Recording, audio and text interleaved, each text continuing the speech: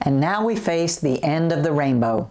Unfortunately, there's not a pot of gold, but there is a wealth of consideration under the letter W.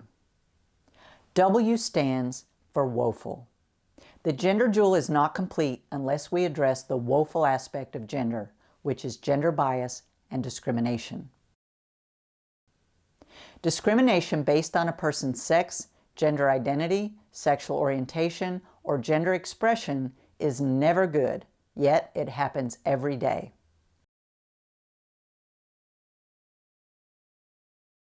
Women are still not hired or paid comparable for men for the same qualified work across many career fields.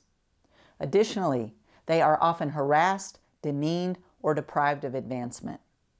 They are also, as mentioned earlier, prohibited from making reproductive decisions.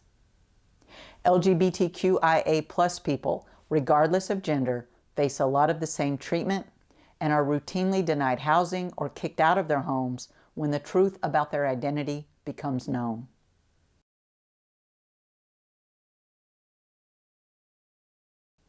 Bullying is still a major problem in schools based on gender.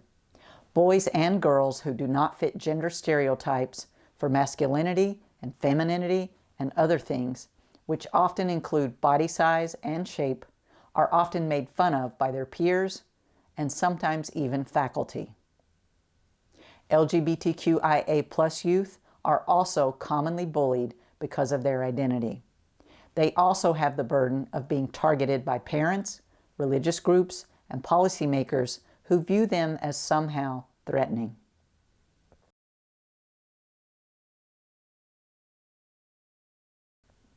Domestic partner and sexual violence are perpetrated more often than not against women. Transgender people are more likely than cisgender people to be victims of physical or property assault, and transgender women, especially trans women of color, are more likely to be murdered.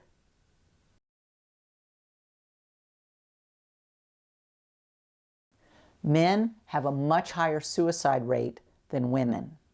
Suicide rates for LGBTQIA+ people outnumber those of the rest of the population. Among those, trans people have the highest suicide rates overall.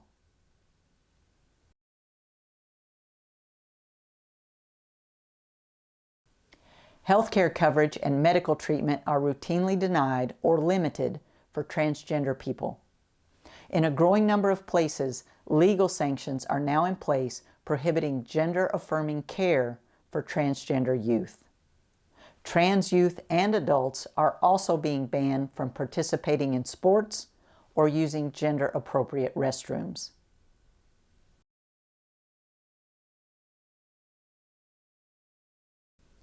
Gender bias is often rooted in deeply held beliefs about gender roles and gender differences.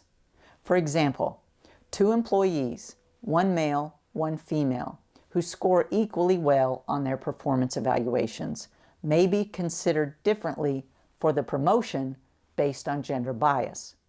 The man may be given promotion over the woman because men are considered primary breadwinners, better managers, stronger leaders, or some other outdated or unfounded belief.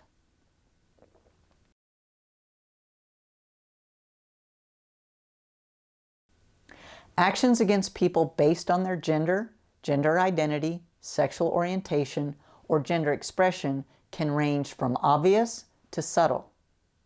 Obvious behaviors include things like name-calling, shunning, denying services, and singling out. Subtle behaviors can include averting eye contact, changing demeanor, diverting attention, ignoring, or simply not responding.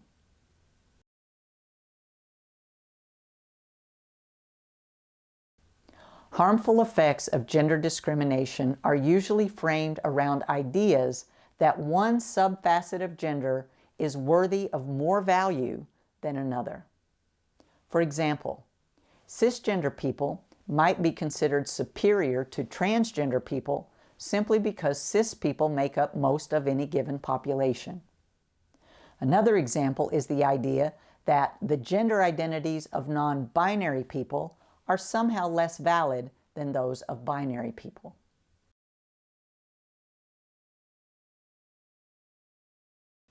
Beyond the scope of superiority and inferiority is the potential for fear-based discrimination.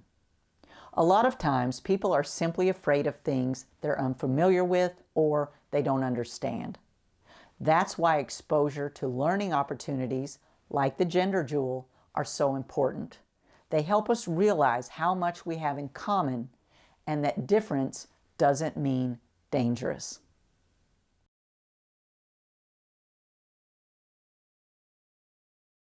The good news, and what's important to remember about the woeful facet of gender, is that conditions of gender inequality and discrimination are better today in many places around the world than they've ever been. The fact that you're watching me right now, a transgender person, present the Gender Jewel, is a primary example.